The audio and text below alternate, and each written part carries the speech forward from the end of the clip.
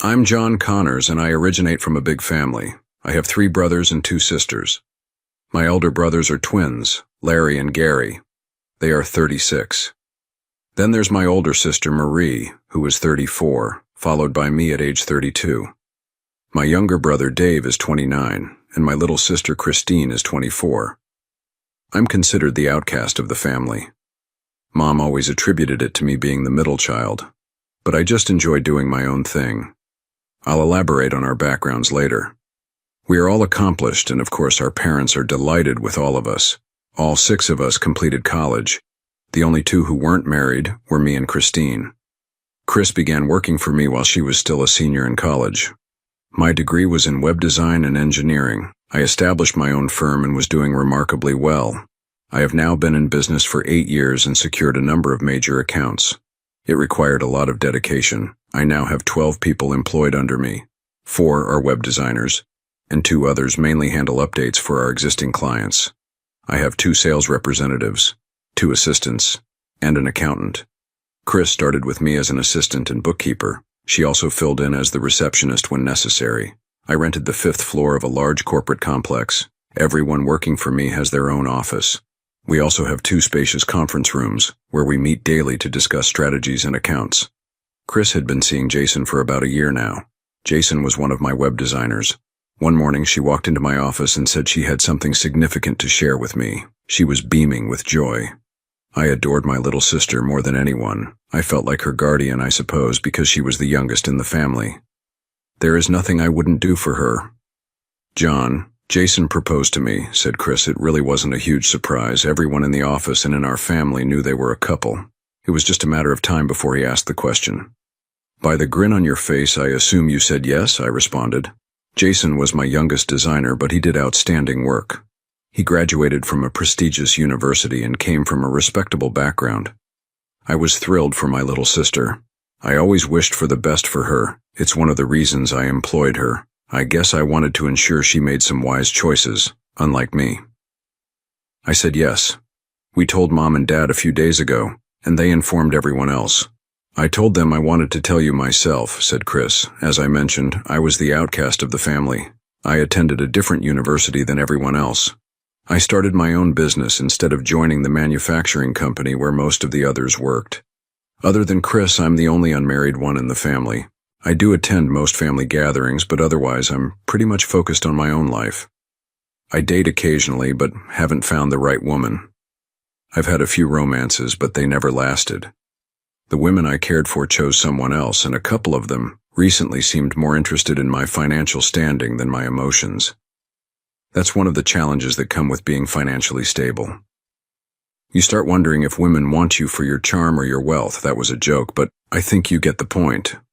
So, when is all this going to happen? I asked. I assume you both will want a little time off. Well, there's more to tell you, replied Chris. You're not expecting, are you? I was almost starting to get annoyed. To me, Chris was the cheerful, innocent one in the family. Of course not, replied Chris. She smiled at me, knowing I was the overly protective older brother. All right, sorry, I should have known better. What do you want to tell me? She sat down in the chair across from me. There are a few things. First of all, Jason wants you to be his best man. I grinned at Chris. Why did I have a feeling this was her idea? She could convince Jason to do anything she wanted. All right, I can do that. But he has to ask me himself. What else is there? We want to have our wedding on a cruise ship. We've been looking into it, and we can have the ceremony on board. It would be a 3-day cruise. Everyone invited will cover their own travel expenses. We don't want gifts, but we hope our entire family will be there. Wow, that's quite a big plan. Have you gotten any responses yet?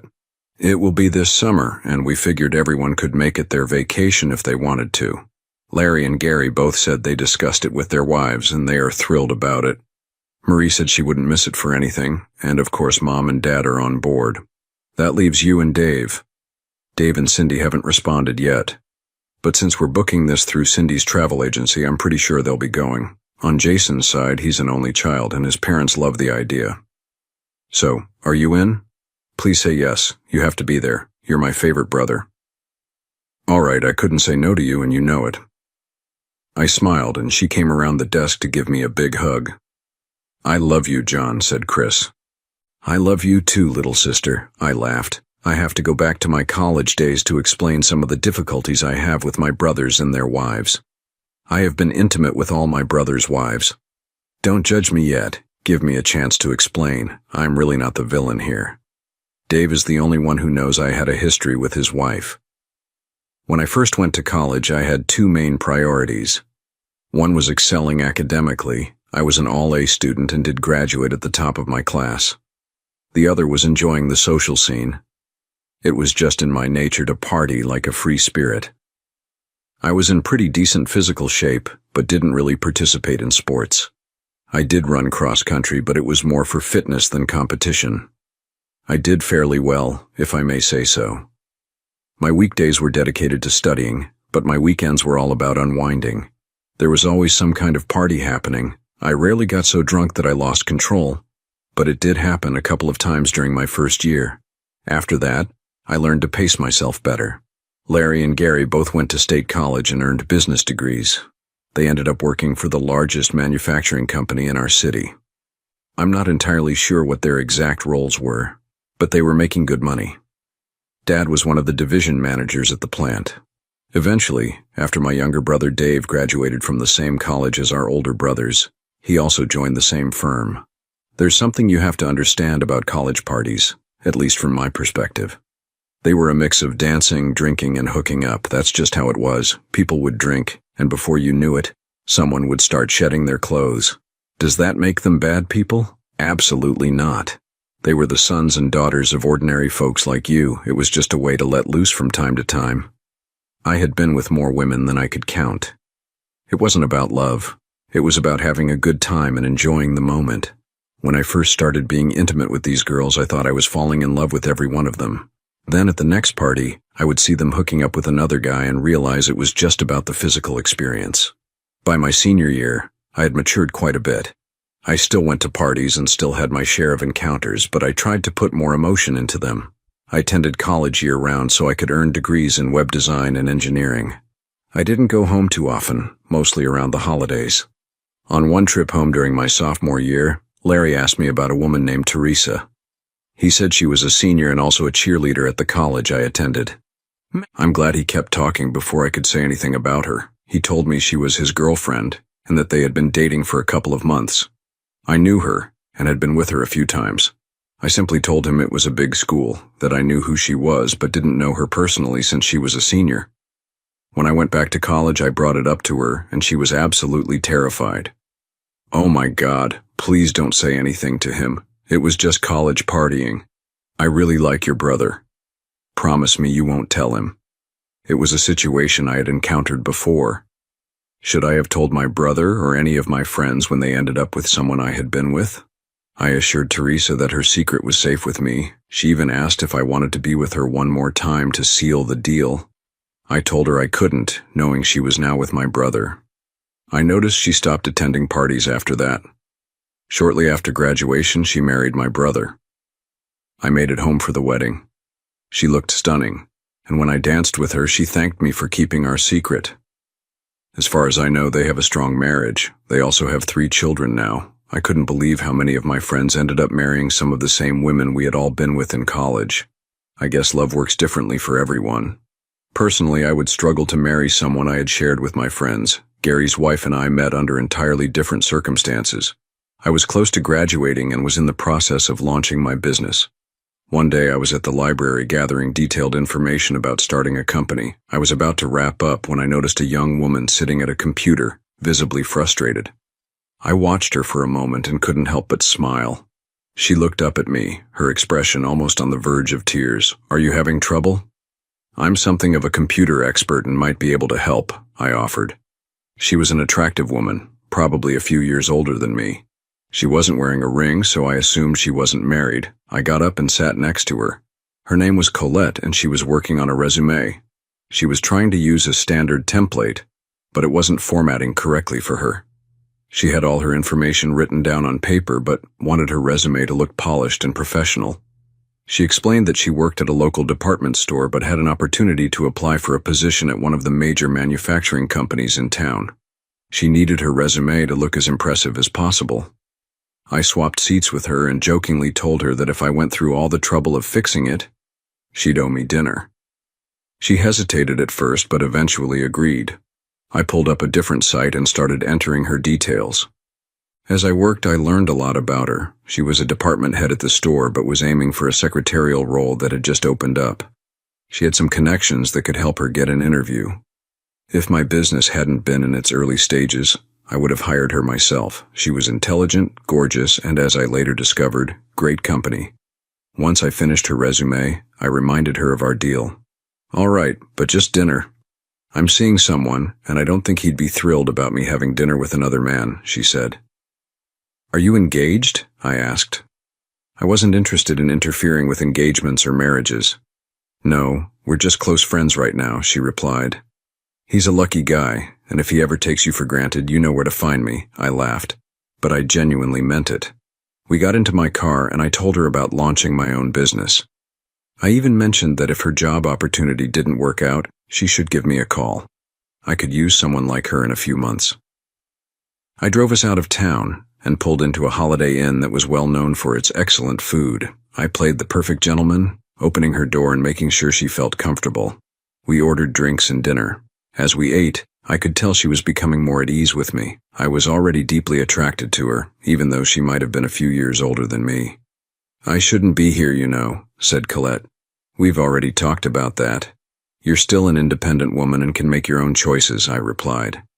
Then I asked if she'd like to go into the lounge for an after-dinner drink. "Are you trying to get me tipsy and take advantage of me?" she asked with a playful smile. "I don't want you tipsy, but I would love the chance to be close to you," I responded. We got up and sat at a small table in the lounge. I ordered us drinks and soon we were on the dance floor. She smelled amazing.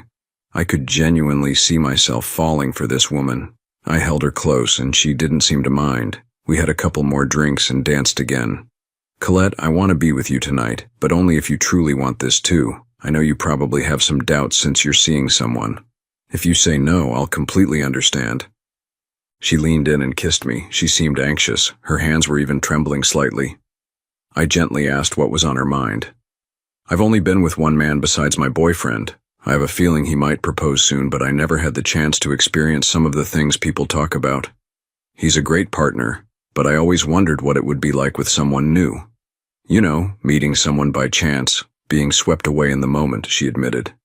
As Colette finished her drink, I discreetly went to reserve a room for the night. When I returned, I took her hand and whispered that I wanted to cherish every moment with her, until we were both completely satisfied. She looked both excited and apprehensive. There was hesitation, but she chose to come with me. Once we reached our room, I kissed her softly. I could sense her nervousness as our kisses deepened. Slowly, I began unbuttoning her blouse, pressing gentle kisses along her neck.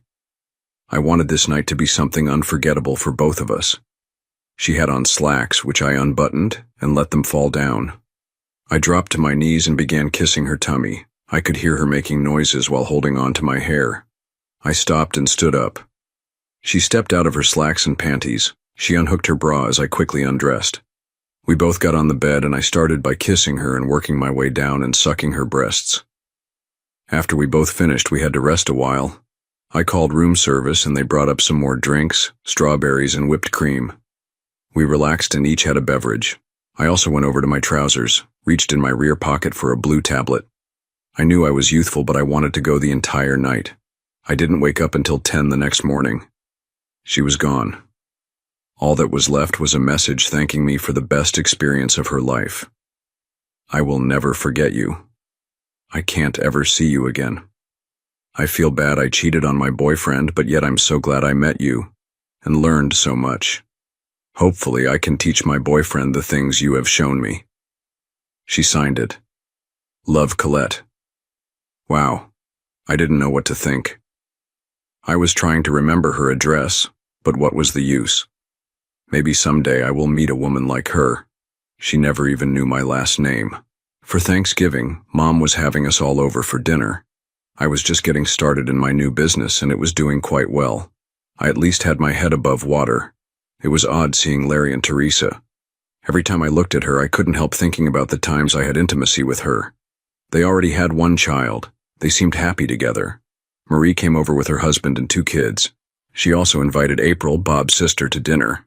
Dave came home from college, and of course Chris still lived there. The last to arrive was Gary and his date. I was in the bathroom when they arrived, but I overheard him introducing his fiancée. I walked out and couldn't believe it was Colette. Gary looked at me and said, "Beautiful, isn't she, John? She started working at the plant a few months ago. I didn't want to tell anyone in the family about her just in case she said no. I'm pretty sure Larry and Dad had it figured out." I walked up to Colette and gave her a hug. "Welcome to the family. We're a loving bunch." I was doing my best to help her hide her surprise at seeing me. I whispered in her ear that our secret will always be safe. "Geez, John, let her go. Go find your own girl." Everyone laughed, but I don't think Gary liked me hugging his future wife. I have to say I was totally surprised. The wedding was 6 months later, and by then I'd been able to talk to Colette a few times. I reminded her that her secret would always be safe with me. I really could have loved her, but never told her so. Let me talk a little about April, Marie's companion. She was another one of my failed romances. As I said, I met her at Thanksgiving dinner. I was doing my best to avoid Colette, so I put my attention on April. She was Bob's sister and was a nurse at the local hospital. I had seen her before, years ago, at Marie and Bob's wedding. She was going with an intern at the time and was in nursing school herself, so I left her alone. I have this problem about not wanting to date people that are in relationships, but I still seem to do it. I was sitting next to April at dinner and found her to be quite the talkative person. At parties, I was always kind of the laid-back guy, somewhat quiet, and liked to watch the ladies. You'd be surprised how many women like the quiet ones instead of being approached. After Thanksgiving, I started seeing April fairly regularly. I was doing my best to build my business, and it was hard to carry on a steady relationship. I loved the nights when April and I were able to get together. As usual, I fell pretty hard for her and made love to her like I did with Colette. Marie told me she really liked April, but that I should know that she was high maintenance. I guess that's why she always looked so good. My sister knew I didn't have a lot of money, but she didn't know that I had some large accounts in the works. No one in my family knew my personal finances. I never asked anyone for anything. Business was starting to pick up, but I still drove my old car. It suited me for now. I had a small apartment above an empty store. The store was where I ran my business out of for the first couple of years.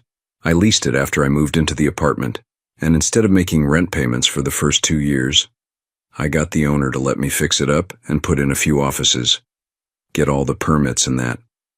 I hired my first secretary receptionist. She's still with me today. Helen is an older lady that knows a lot about running a business. When we started out, I was paying her more than I was taking for myself. Another reason I hired an older woman is I didn't want to have affairs with my employees. I really wanted my business to succeed. Helen was married and had kids in high school, so it worked out great for me. There was no doubt that my business was going to take off. Some smaller accounts started with me, and I gave them the best service possible.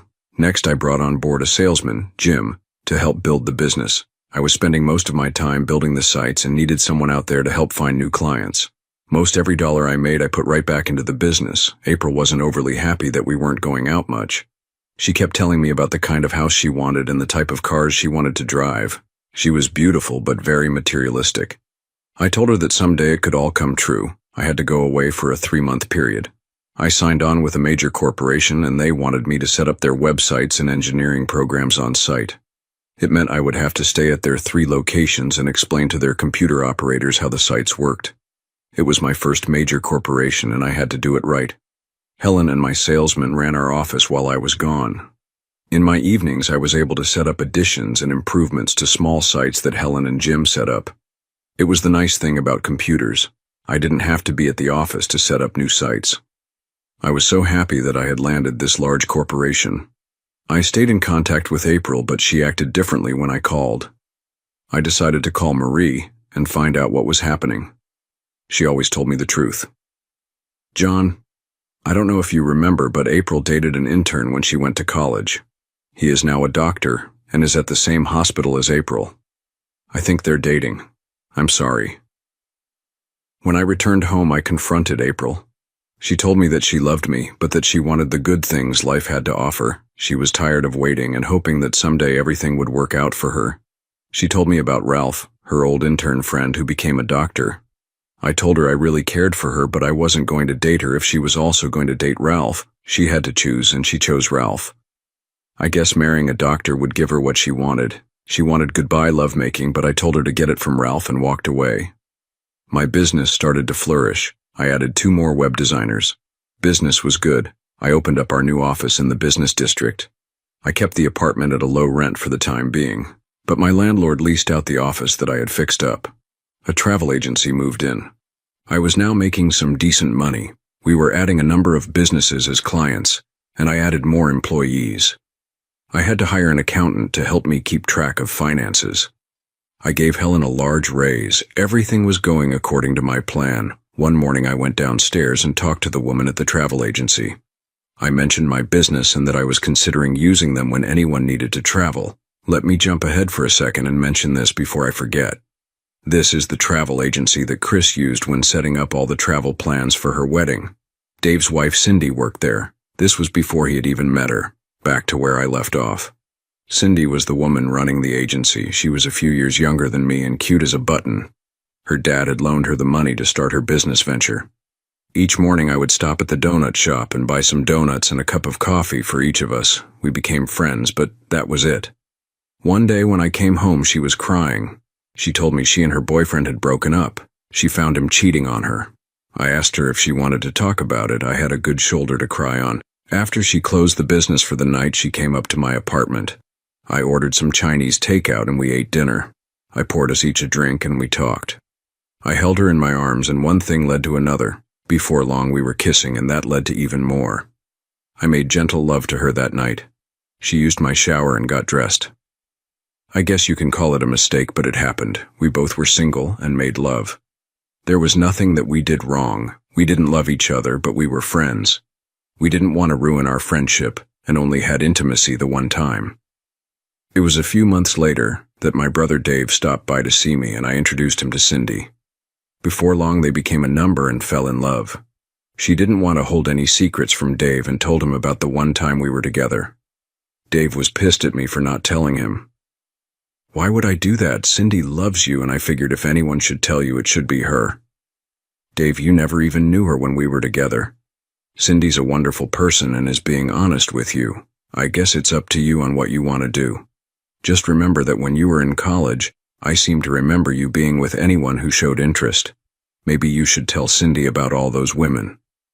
Dave and Cindy did get married. They are happy and have 1 child so far. Dave and I haven't been close ever since Cindy told him about us. I'm sure they will go to Chris's wedding, especially since Cindy is setting it all up. It will be big bucks for her agency. In case you're wondering, I don't live upstairs from the travel agency anymore. I lease a condo within walking distance from our offices. Since the wedding was this coming summer, it gave them a lot of time to prepare. Jason did come in and ask me if I would be his best man. I never thought to ask who the maid of honor was. I figured I would just ask Chris. I did find out that Larry and Gary agreed to be ushers. This was really all formality stuff. The cruise ship would be taking care of getting the reception hall ready. Chris came by my office and I asked her who was at her wedding party. She told me I was the best man and smiled at me. She did say Larry and Gary and their wives were at the wedding party. So who's the maid of honor? I asked.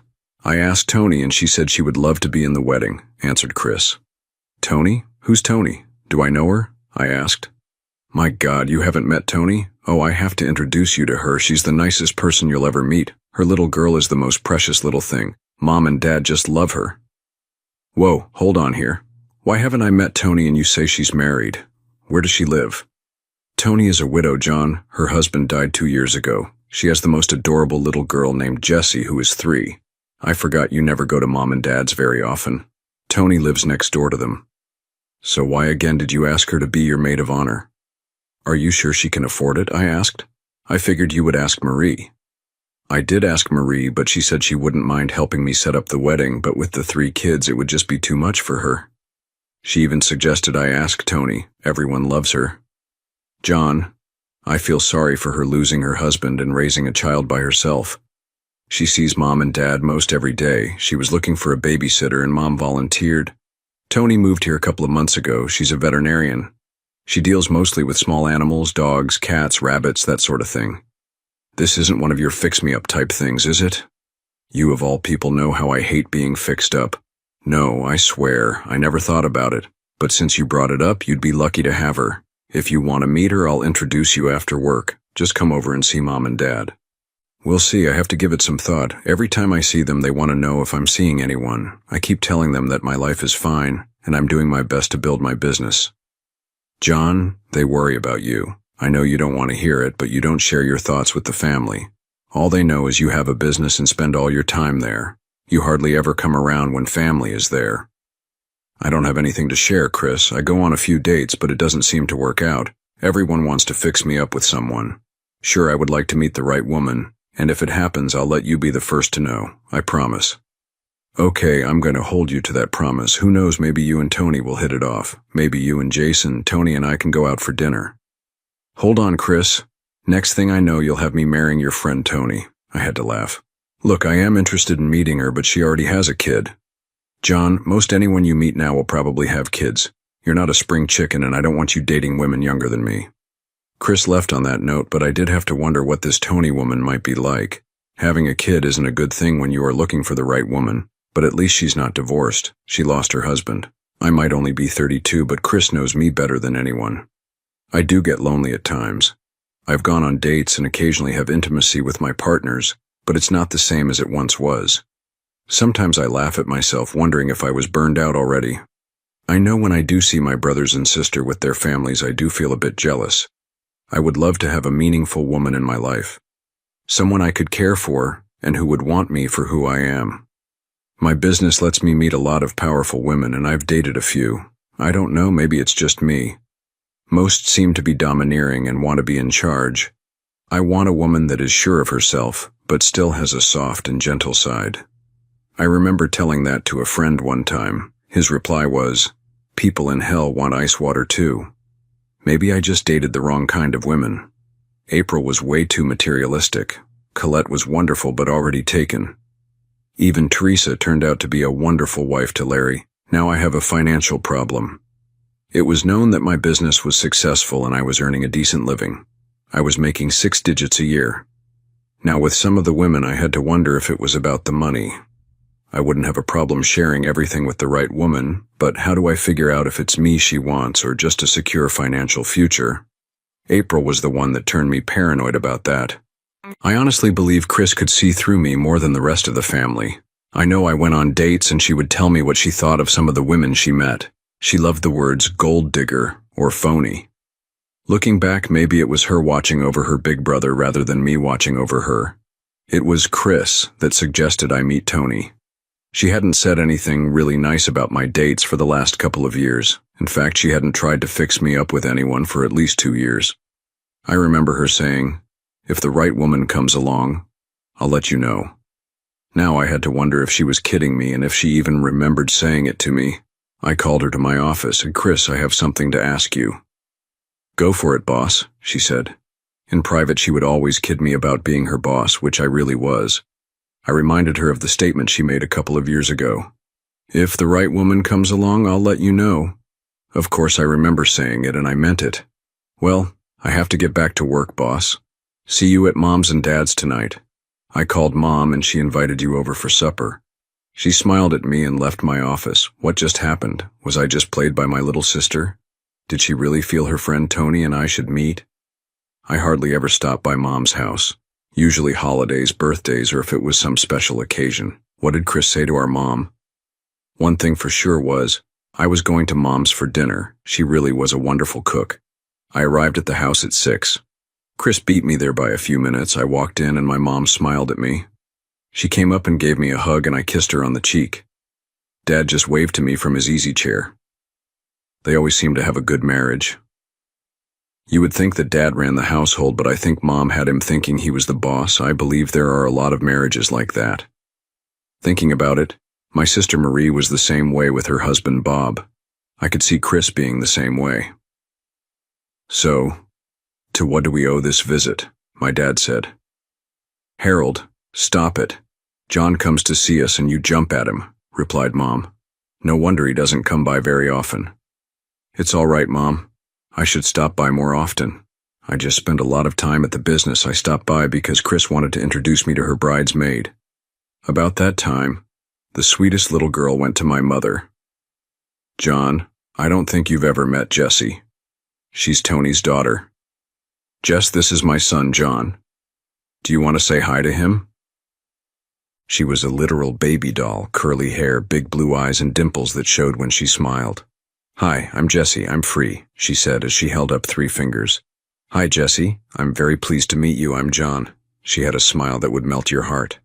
Want to see my pictures? Me and Grandma drawed them today? She didn't wait for an answer but ran into the other room to get her coloring book. Mom smiled. She's the sweetest little girl. I love her to death. She always calls me Grandma and Dad Grandpa. She heard our other grandchildren call us that and we don't mind. Jess came running back in with her coloring book and climbed up on my lap. She opened her book and said, "The pretty pictures Grandma drawed. She said I did good. I like coloring pictures." "I think you did a great job coloring your pictures. Grandma used to color with me when I was your age. She always did draw the best." I smiled at Jess. "Do you want to color with me? I'll go get my crayons." "Not today, honey. Maybe another time. I came to talk with Mom and Dad." "Okay, we can color tomorrow." God, how can I keep saying no to this little girl? "I'll tell you what, I'll stop by the day after tomorrow and draw a couple of pictures with you. Then if you like, I'll take you out to dinner." "Really? Can we go to McDonough's? Mommy has to come along because I'm too little to go myself." Mom looked surprised at me. This wasn't something that I would usually do. About that time, Tony came walking in the front door. Jess jumped off my lap to go hug her mother. Mommy, guess what? John is taking me to McDonough's and you can come too." I stood up to meet Tony. Chris introduced us. "Hi, I'm happy to meet you. I've heard a lot about the Invisible John." She did smile. "I've met your whole family and was hoping to meet you also. What's this about a date with my daughter?" At least she was still smiling. She wasn't what I expected to see. I don't even know what I expected. She had a blonde ponytail, dressed in jeans and a nice blouse, but she looked beautiful. She had the same dimples as her daughter when she smiled. She looked to be in great shape. I later found out she does walk in the evenings and exercises a few times a week on her lunch hour. All I can say is she looked good.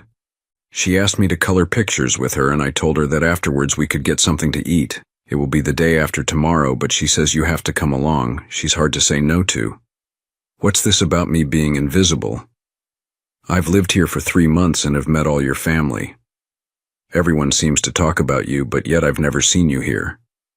Chris says you spend all of your time working. I'm wrong for not coming to see my parents more often. I'll try to change that fault. So, are we going to McDonald's for dinner Thursday? Say yes, Mommy. I like John, and he's going to color pictures with me till you come home. Okay, honey. We'll go with John to dinner on Thursday. I watched while Jessie gave her mom a hug. Everyone ready to sit down for dinner now? John, I hope you don't mind, but when Chris called and said you were going to be here, I called Tony and she and Jessie are staying for dinner. Mom, of course it's fine with me. Besides, it's your house and I have a feeling you treat Tony as a daughter. We all sat down and ate. Jessie sat between me and her mom. After dinner, I thanked Mom for inviting me. I reminded Tony of our dinner engagement on Thursday. She told me she wouldn't forget. Jessie wouldn't let her. That night I couldn't stop thinking about her. Chris came into the office the next morning and said, "What do you think of Tony?" "What do you want me to say? She's very nice looking and has a great personality. I like her." "Okay, I'll settle for that for now." I just talked to Helen and she said Cliff Mayhew from the clothing chain called. He asked if it was all right if his wife joined you for dinner on Friday. Of course we said yes.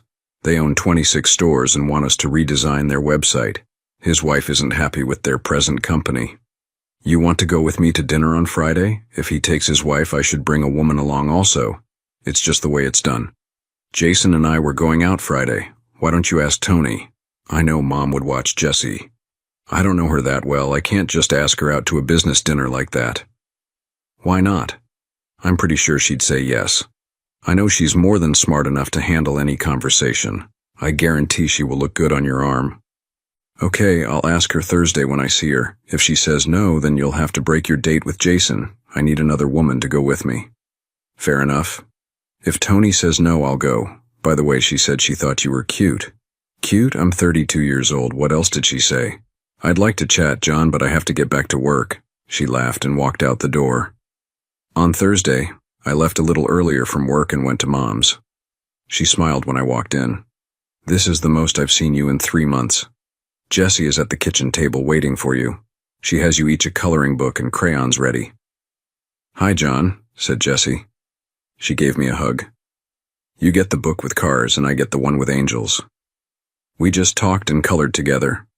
I don't know what made me say yes to this, but I was enjoying it. Jessie just talked away about her pictures. She only used one color on each picture. She told me she liked to color that way. I did my best to stay within the lines. I can't say that about my little friend. My daddy is an angel, said Jessie. I wasn't sure what to say. Mommy says he is my guardian angel and looking over me. Yes, he probably is your guardian angel. I've never had to talk to a 3-year-old about her dead father. I don't remember him, but Mommy said he was a good man. I have a picture of him holding me when I was a baby. It's by my bed. She seemed to handle it pretty well. I was the one who was lost for words. I looked over at the door and my dad was smiling. He then turned and walked back to his chair. So what do you like at McDonald's? I asked. Kids' meal, it has chicken nuggets and French fries. I usually get an orange drink. Mommy says it's better for me than pop. Mom came into the room and looked at our pictures. I actually felt kind of silly. Why was I here?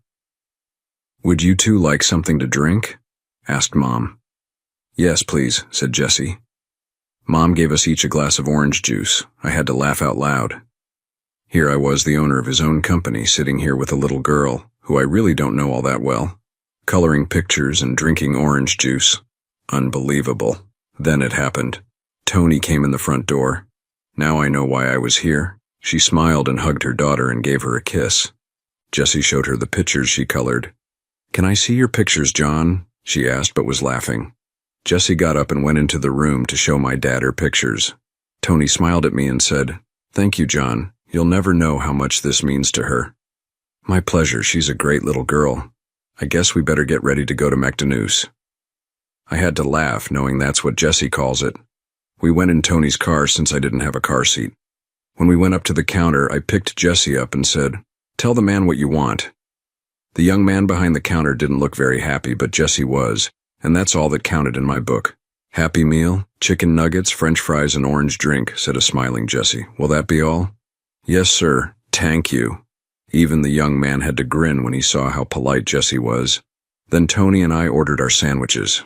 We sat down and talked while we ate. I asked her the usual questions and about her husband. I did mention she didn't have to talk about it if she didn't want to. Oh, I don't mind. It's been a couple of years now. I met him while I was in college. We became good friends and dated some. I was finishing my medical degree. I had a couple of years yet to go. We began dating again and he asked me to marry him. I said to heck with it and we got married. A few months later I became pregnant with Jessie. Shortly after her birth I was still in school, but Brent, my husband, was called to go overseas. He crashed while driving a Jeep. I knew something had happened. I felt horrible all that day. When I got home from school I received the horrible news. I went over to the crib, picked up Jessie and cried. My parents and my sister and brother came up for the funeral service we had for him. They asked me my future plans and I told them I was going to finish the school year out and then do my internship back in Ohio. What about Brent's family? I asked. Brent's mother died when he was a teenager, so he was raised by his father who had bad habits. I met his dad once, but he didn't even attend the funeral. After that, I moved back home and stayed with my mom and dad. Mom watched Jessie while I did my internship. After 2 years, I was ready to be on my own. That's when I bought into the partnership with the animal clinic. Roy Wilson is in his 60s and didn't want to work as hard anymore. His daughter Teresa didn't want to do it all by herself. She's in her 40s. I was lucky to become a partner there. My parents live in Canton and I see them every week, but 40 miles. One way was too far to drive every day. That's when I bought the house next to your parents. They've been so wonderful to me and I love your whole family. Your mom and dad are like second parents to me and Chris is probably my best friend. That's why I couldn't refuse when she asked me to be her maid of honor. Besides, it's about time I got out a little more. I had tears in my eyes when she finished her story. I took her hand and squeezed it. An elderly couple looked over at me and said, "You have a beautiful family." I just said thank you and smiled at Tony. Well, that's my life in a nutshell. Jesse and the clinic are pretty much my life. Any other questions? As a matter of fact, I do have one. I looked up and Tony was trying to hold back a smile. Chris already told you, didn't she? Told me what? Tony started laughing. Are you wanting to ask me something? I knew she was going to make me ask even though she knew what it was. I have a dinner engagement with a client and his wife tomorrow. Would you do me the honor of being my escort for dinner? I'd be delighted. What should I wear? She was laughing again. Clothes would be nice. I have a feeling you'd look good in anything. I wasn't kidding. She just has that natural beauty. I'll pick you up at 6. I promise to be on my best behavior. About that time, Jesse was done eating. Mom, can John walk with us tonight? He can if he wants to. It's time to leave now anyway. Most every evening, Tony walks and Jesse rides her tiny bike with training wheels on it. I decided that a little walk wouldn't hurt me, and besides, I liked being with them. As we were walking, Tony told me that she really didn't date much since the death of her husband.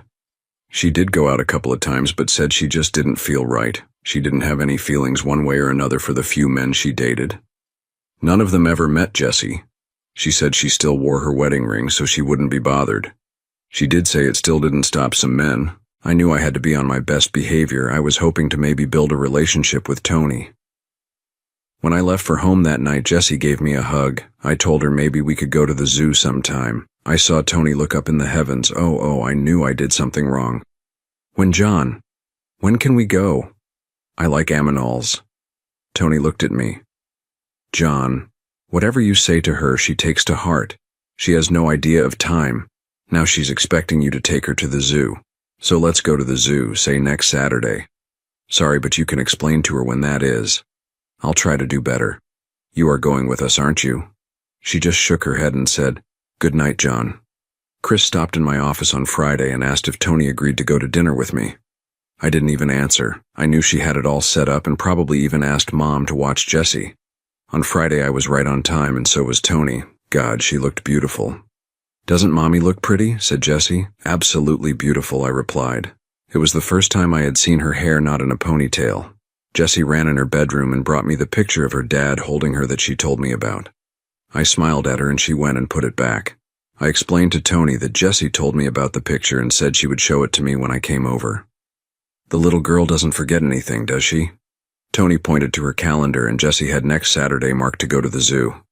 We walked Jesse next door to Mom's. She told Tony how nice she looked and told me to treat her nice. I guess I was still Mom's little boy. We met Cliff Mayhew and his wife Ellen at the Red Lobster. After the introductions, we ordered drinks and dinner. We did most of our talking about business before the dinner arrived. I explained to the Mayhews about all the different web designs that were possible. There wasn't any design that we couldn't do. I asked what they didn't like about their present design. Ellen looked over at Tony. Tony, do you shop at our stores? Yes, I have occasion. I do some shopping online. What do you think of our website? I'm really interested in the truth, replied Ellen. Tony looked over at me. I let her know to speak her mind. To be honest, I find your site to be too cluttered. There is so much going on. My time is limited, but when I go online to buy something, I want to find it right away. I don't want to have to click on a half-dozen things to buy a pair of pants. I would like to see a large spot where I can type in what I'm looking for, like the word pants or shoes. Then it takes me to what I'm looking for, no hassle and a lot quicker. I'm not saying that you can't advertise specials or discount items. Maybe a spot for special sales. But I just want to type in what I'm looking for and get there quickly. Exactly, said Ellen. I feel the same way. Shoppers can browse if they like, but we need to make it easier and quicker for the busy shopper. Another thing I might mention to you, you have other search engines on your site. If a shopper types in shoes, it takes them away from your site. You only need your own search engine on your site. Of course, it's just my opinion. I like you, Tony. I love a woman who tells it like it is. Do you work with John? No, I'm a veterinarian. John and I are just good friends. Well, you better hold on to her, John. She's a smart lady and beautiful too. I'll do my best, I said as I looked over at Tony. She was one wonderful and beautiful woman. I hoped everything would go well between us. Cliff made an appointment for my team to come to his office the following week with plans to change his website. We told him we could update it for him or show his computer people how to make changes after we finished setting up the program. I think I have Tony to thank for this sale. She and Ellen hit it off beautifully. As we drove home, I thanked her for going to dinner with me. I really did appreciate it. I walked her to my parents' door so she could pick up Jessie. I held her hands and gave her a kiss on the cheek. She smiled and walked into the house. The whole next week I couldn't get her out of my mind. I didn't want to bother her every night because I knew she had a routine. She worked Monday through Friday till 5:30. She picked up Jessie and spent as much time as she could with her. On Saturdays she worked till noon. That was the day I wanted to stop and see her. On Sunday she usually went to see her parents in Canton. Once in a while they would come and see her, she said. On Wednesday night I called her to remind her about the zoo on Saturday. I know she wouldn't forget, but I just wanted to hear her voice. When I called, she said that Jessie reminds her every day. She takes out her crayon and marks off the day on the calendar. I showed up at 1 o'clock on Saturday and they were ready to go. We put Jessie's car seat in my car so I would be driving. The day was great. Jessie was a lot of fun. We got her a stroller and I pushed her around the zoo in it. She loved the animals and I loved being with Tony. She really likes you, said Tony. She's never taken to another man like she has you. I really like her too, I replied. To be honest, I like her mother too. Do you think there's a chance we could start dating? I think we already have, she said with a smile. We stopped by the souvenir store, and like every kid, Jessie wanted everything. Don't spoil her, John. She can have one item, said Tony. She picked out a stuffed rhino and gave it a big hug. Thank you, John. She was always polite. I liked her little lisp. She always made me smile. Jessie fell asleep as soon as we were in the car. Tony and I talked about the future. She told me what she hoped for and how Jessie was first in her life. I told her right now I didn't have a first person in my life but had a couple of good prospects. It got a smile from her. She did let me kiss her lightly when we said goodnight. It really felt good. I didn't want to push things along too fast, but I knew I was falling in love with both Tony and Jessie. I do have to admit I was afraid of getting burned. Tony seemed too good to be true, at least in my mind. The following week I couldn't stop thinking about her. I wanted to see her, but we hadn't made any plans. One of my clients had given me 4 tickets to a baseball game. They were club seats, which are some of the best seats available. I'm not a big sports fan, but I thought Tony might like to go. I took a chance and called Tony at work. When she answered the phone, she seemed surprised that I called her at work. Is everything all right, John? Yes, sorry to call you at work, but I have tickets to a baseball game for Saturday night, and was wondering if you would like to go. I don't know, John. I have to find someone to watch Jessie. No, we'll take her with us. She'll love it. We have the best seats in the house. I have 4 tickets and thought about asking Dad to come with us. Are you sure you want to take Jessie? She's only 3. Yes, I'm sure. So are we going? Okay, I've never been to a baseball game before. This ought to be interesting. Call me tonight if anything changes. I have to get back to work. I have a puppy that needs my attention. Bye, John. I called Dad, and he loved the idea of club seats. I told him I was taking Tony and Jessie and had an extra ticket. Getting kind of fond of her, aren't you, John? I've seen you more in the last month than I have in the last year. Dad, I do care for her, but I'll have to see if it works out. Dating a widow with a child is a new thing for me. My luck with women isn't the greatest. Don't worry, John. Something tells me this time it's different. Just take your time and it will all work itself out. Oh, and thanks for the game ticket. I'll do the driving if you don't mind. I called Tony back that evening and let her know Dad was going and we would be leaving right after she gets home from work. I asked her if she told Jessie yet, and she told me my dad told her after I had called him. She was excited and marked her calendar as soon as she walked in the house. The game was great. As soon as we walked into the ballpark, I picked up Jessie and carried her. We had to stop at a souvenir stand. Dad bought Tony and Jessie a ball cap. Dad and I already had ours on. Jessie was having a great time. She wanted a hot dog when the vendor came around. Tony told her she would share one with her. Jessie had no idea what was going on, but was just having fun being there. I did get her a cotton candy, but I had to help her eat it. About the 5th inning, she came to me, got on my lap, and went to sleep. I swear it brought tears to my eyes. She woke up about the time the game was over. On the way out, I wanted to buy her another souvenir, but Tony said she already got the hat. Dad bought her the hat. I want to get her something. I bet I sounded like a spoiled kid. After smiling at me, Tony said, "Okay, but only one thing. I mean it."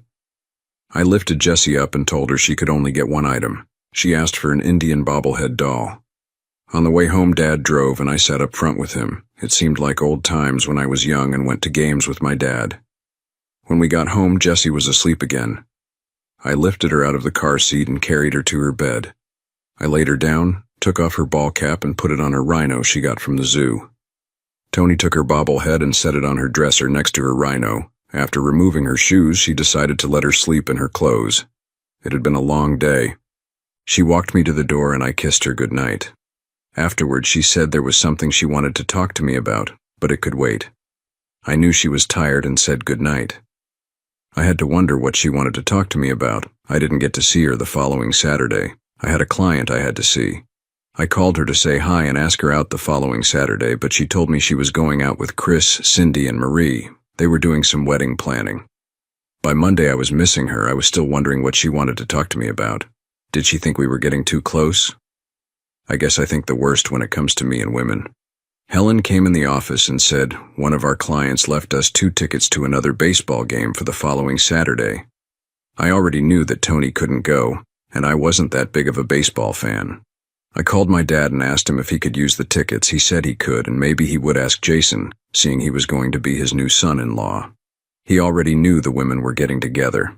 I told Dad that I would drop the tickets off after work on Friday.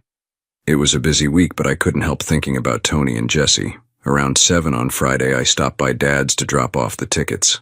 I looked over and saw a strange car in Tony's driveway. I didn't say anything to Dad because I didn't want to look concerned. Dad went to get us a couple of drinks and I looked out the side window where I could see Tony's porch. I saw a young man step out on the porch holding Jessie. Then Tony came out the door. She sure seemed happy. My stomach started to tie in knots. The man put Jessie down and she ran back into the house. About that time, Dad came out with the drinks. We began drinking and Dad was talking, but I wasn't hearing much of what he was saying. The doorbell rang and Mom answered it. It was Tony with this man. They walked in and Mom said, "Hi, Tim, what brings you into town?" "It's our mom's birthday and we came down to see her," Tony spoke. "I saw John's car pull up and I wanted to introduce him to Tim." Dad and I walked into the room, my stomach still in knots. Tony did the introduction. "Tim, you wanted to meet John. Here he is. John, this is my brother Tim." A big spasm of relief just entered my body. I quickly regained my senses and shook his hand. I think Tony spotted my actions. "We were wondering if you are free on Sunday. It's our mother's birthday and they are having a cookout. Apparently a little girl has been talking a lot about you and my family would like to meet you," said Tony. "Sure, I'd love to meet your family. What time do you want me to pick you up?" Tim spoke. "We are going to Mom's tomorrow and taking Jessie with us since Tony is going out with your sisters. Mom figured we could start the cookout around noon. It takes about an hour to get there." About that time, the doorbell rang again. Mom opened it and ran Jessie followed by a woman and 2 other little kids. "I'm sorry, but she said she wanted to see John." Jessie ran to me and I picked her up. "John, this is my wife Dee and my 2 kids, Mike and Pat. They're 5 and 6. You'll meet my sister and her 2 kids Sunday. They are coming in tomorrow. It was nice meeting you, John. I guess we better get back over to Tony's." I gave my replies and gave Jessie a kiss on the cheek and a hug. I told her I would see her Sunday. Tony told me to stop by sometime around 11 on Sunday. She said bye to Mom and Dad and gave me a light kiss on the cheek. She whispered in my ear, "I know you were jealous," smiling when she left. Mom said later that Tony's family came down for Easter and she met everyone. "Her mom and dad are really nice people. I'm going to bake a pie for you to take and give to Marcia," said Mom.